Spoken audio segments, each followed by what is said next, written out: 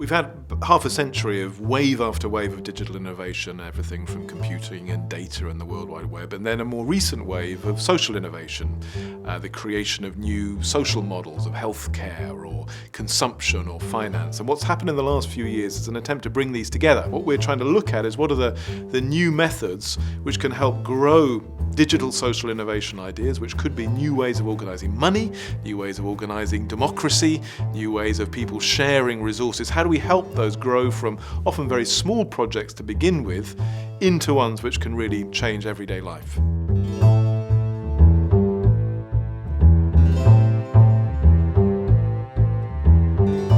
Citizen science is about enabling the general public to get involved in real science. So for us at Cancer Research UK, that's about enabling the public to get involved in real cancer research. What they're doing through our apps is they are helping analyse real cancer data, and once they've done that analysis, that goes back to our researchers, and that enables them to feed that data into their research, and that helps them to develop new, better treatments for cancer patients and will hopefully enable us to beat cancer sooner. Our first product was Cell Slider.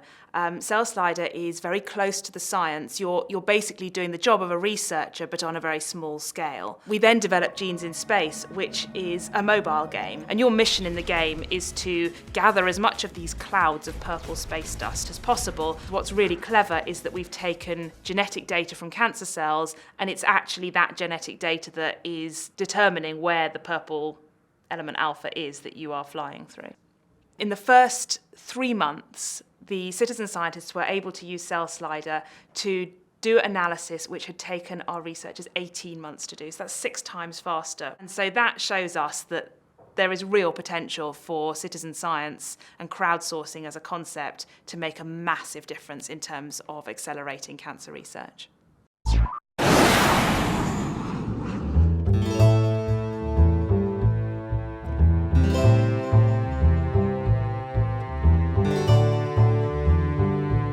What OpenCorporates does is to take the information, public information, from government sources. So, for example, you can search for all the Barclays companies around the world. You can look at directors in companies in other countries, for example. Whatever country you're in, there's often money disappearing off public funds, normal people's tax money just disappearing. And with open information about government spending, we can start to track that down. We can understand where money goes, where public money goes, from tax revenues, through governments making budget decisions, where the money is actually spent in procurement and in final expenditure, and the impact that had. And that means bringing together lots of information about government spending, about company ownership, who owns and controls the companies who are taking government money, so you can then join all the dots and follow the money through. Journalists massively use it, not just to search for companies, but to search for directors and to search for other companies that they're connected with. Other businesses, SMEs, governments are using this, banks are using this. All of these things really depend on this underlying data set, and that's what we've been producing, this underlying base level data set of companies. There's always an imbalance of power between citizens and individuals and big corporates, governments and so on. And information can help balance that power. We should know as much about governments and corporations as they know about us as individuals. And so there are great applications of open information in uncovering corruption and holding power to account.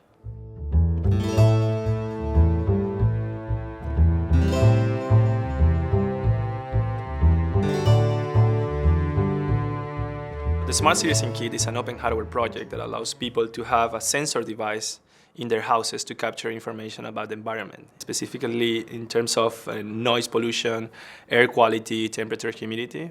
And the aim of the project is to bring open tools for people to participate in the production of useful information in cities. The Smart Citizen Kit it is basically sound, temperature, humidity sensors and light sensors that actually are capturing this information, sending it to the microcontroller, and the microcontroller sends it to the antenna, and the antenna sends it to the world. We have produced already more than 1,000 kits.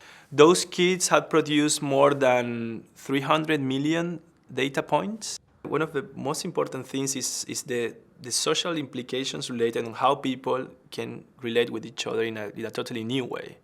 Now, what happens when your information has some value for someone else? For me, I put this example of the noise, or it could be in the air quality. You could say you live next to the airport and you can say that both the air quality and the noise is above the limits that the EU regulation is put in. Then you put in hands of the people the tools to make some kind of claim on their rights, no? And to live in a healthy environment. It's done through the empowerment of people. And I think that's maybe the most interesting part of the potentials of the project. The motivation of making it an open hardware basis is that people can build on top of that. People can develop their own sensor boards and attach it to the existing sensor board. And we want to encourage that. We want to encourage people to use the smart citizen and transform it into something meaningful or useful for them.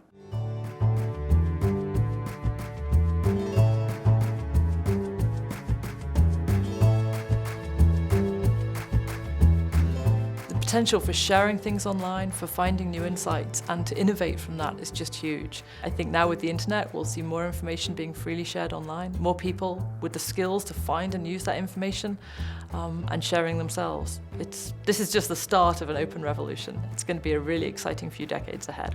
Digital social innovation has the same potential to change society that digital technologies have had to change how we do retailing or finance or, booking a holiday. And yet, at the moment, most of the really promising projects are still quite small. But we need a route map so that the really good ones then can be scaled, tested, improved in exactly the same way that happened with the underlying technologies of computing or broadband or mobile phones, which had, if we remember, huge public investment many decades ago. We're all now benefiting from that.